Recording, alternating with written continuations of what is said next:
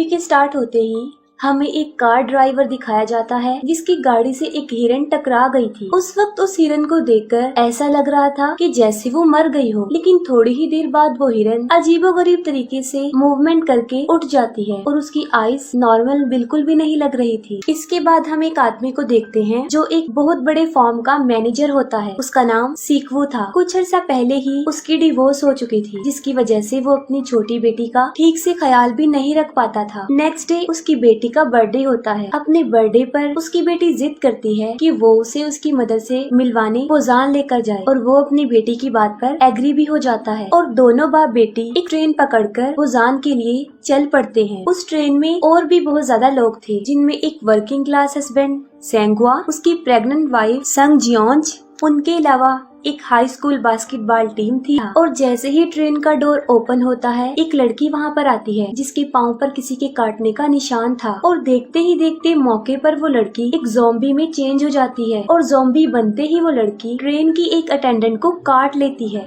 उसके काटते ही वो अटेंडेंट भी ज़ॉम्बी में बदल जाती है। बस ऐसा होते ही ये वायरस बहुत तेजी से उस ट्रेन में फैलने लगता है, जिसकी वजह से बहुत से लोग इसकी लपेट में आ जाते हैं। इस ट्रेन में ट्रेवल करने वाले कुछ पैसेंजर्स ट्रेन के उस बॉक्स को जहाँ पर ये इन्फेक्शन फैला था छोड़कर किसी दूसरे बॉक्स में चले जाते हैं और अब वो जिस बॉक्स में जाते हैं वहाँ पर ये ज़ॉम्बी इन्फेक्शन अभी तक नहीं आया था। ट्रेन की न्यूज ब्रॉडकास्ट में बताया जाता है कि ये ज़ॉम्बी इन्फेक्शन न सिर्फ उस ट्रेन में बल्कि पूरी कंट्री में फैल चुका है और मैक्सिमम लोग इसकी लपेट में आ चुके हैं। और जब ये ट्रेन किसी दूसरे स्टेशन पर जाकर रुकती है तो सारे पैसेंजर्स सिटी की तरफ भागते हैं, लेकिन बाहर निकलकर वो अपने इर्द गिर्द देखते हैं कि यहाँ तो पहले ही वो ज़ॉम्बी इन्फेक्शन बुरी तरह फैला हुआ है, जिसकी वजह से वो वापस ट्रेन की तरफ भागते हैं। ट्रेन में बैठने की भगदड़ में लोग अलग अलग डब्बों में बैठ जाते हैं। तब ट्रेन का कंडक्टर इस ट्रेन को पोजान की तरफ ले जाने का सोचता है, क्योंकि उसे रिपोर्ट मिली थी कि चंद बचे कुछ शहरों में पोजान भी एक शहर है जहाँ अभी तक ये इन्फेक्शन एंटर नहीं हो सका। सीक्वू, सेंगुआ और यंगगुक ट्रेन में रास्ते ढूंढते हुए बाकी पैसेंजर से भी मिलते हैं और ये 6 के 6 लोग मिलकर ट्रेन के अगले वाले डब्बे में जाने की कोशिश करते हैं। उनकी इस कोशिश में उन्हें बहुत सारे ज़ॉम्बी से बचकर निकलना पड़ता है। अगले वाले डब्बे में और भी बहुत सारे लोग थे जो वहाँ पर सेफ बैठे थे और जब ये 6 लोग बड़ी मुश्किल से किसी तरह उस डब्बे तक पहुँच ही जाते हैं तो सेल्फिश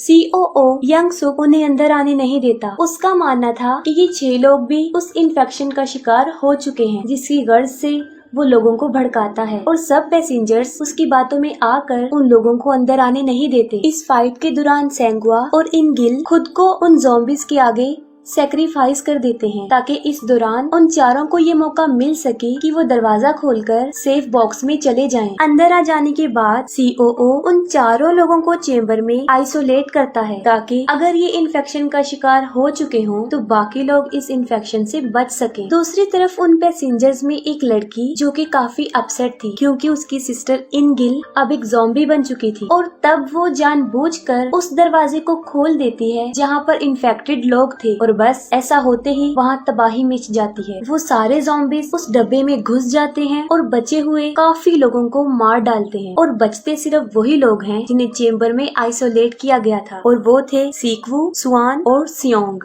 इनके अलावा COO और एक ट्रेन अटेंडेंट खुद को बाथरूम में बंद करके अपनी जान बचा लेते हैं। फिर हम देखते हैं कि इस ट्रेन का रास्ता ब्लॉक हो चुका था, जिसकी वजह ये थी कि उस स्टेशन की पटरियां बंद थी और जैसे ही वो ट्रेन अपने स्टॉप पे रुकती है बचे हुए पैसेंजर्स किसी दूसरी ट्रेन की तलाश में निकल पड़ते हैं और इसी तलाश में वो सब एक दूसरे से बिछड़ जाते हैं। वो COO एक बार फिर से खुदगर्जी का मुजाहिरा करता है। वो अपनी जान ट्रेन अटेंडेंट को उन ज़ॉम्बीज की तरफ धक्का देकर बचाता है, जिससे वो अटेंडेंट की भी मौत हो जाती है और वो सेल्फिश युनसुक बच जाता है। अब यहाँ पर युनसुक वैसे तो बच गया था, लेकिन उसे एक ज़ॉम्बी ने काट लिया था और डेफिनेटली वो खुद भी अब एक ज़ॉम्बी बन चुका था और वो बचे हुए उन लोगों पर अटैक कर देता है। सीक्वू ज़ॉम्बी युनसुक से लड़ता है, लेकिन इस फाइट में युनसुक उसे काट लेता है। सीक्वू यहाँ पर समझ जाता है कि अब क्योंकि उस ज़ॉम्बी ने उसे काट लिया है तो अनकरीब वो भी ज़ॉम्बी में बदलने वाला है। ये सोचकर वो अपनी बेटी और सियोंग को इंजन वाले रूम में बंद करता है और जाने से पहले वो अपनी बेटी से अपनी लाइफ के लास्ट वर्ड कहता है। अब जाहिर है सीक्वो ने ज़ॉम्बी बन जाना था, तो जैसे ही वो फुल ज़ॉम्बी बनता है वो ट्रेन से कूद जाता है और यहाँ पर सीक्वो काफी इमोशनल हो जाता है और वो मरते हुए भी उन मोमेंट्स को याद करता है जब उसकी बेटी बिल्कुल छोटी सी थी और उसने उसे अपने हाथों में उठाया था। और अब ट्रेन फाइनली पोजान पहुंच जाती है और तब दो लोग स्वान और स्योंग वहाँ पर उतरते हैं और ये दोनों ही थे जो उस ट्रेन में सरवाइव कर गए थे। वो आगे की तरफ जाते हैं जिसकी दूसरी तरफ कुछ सोल्जर्स थे और ये सोल्जर्स बॉर्डर को ज़ॉम्बी से डिफेंड कर रहे थे और उन दोनों को देखकर वो समझते हैं कि शायद ये दोनों भी ज़ॉम्बीज हैं और बस वो उन दोनों को शूट करने ही वाले होते हैं कि तभी उन्हें स्वान के सॉन्ग की आवाज आती है, जिससे वो समझ जाते हैं कि ये कोई ज़ॉम्बी नहीं बल्कि रियल ह्यूमन सरवाइव है। स्वान वही सॉन्ग गा रही थी जो वो हमेशा से अपने फादर के लिए गाना चाहती थी, लेकिन आज वो अपने फादर की डेथ के बाद उनको याद करके ये गाना गा रही थी। यहीं पर मूवी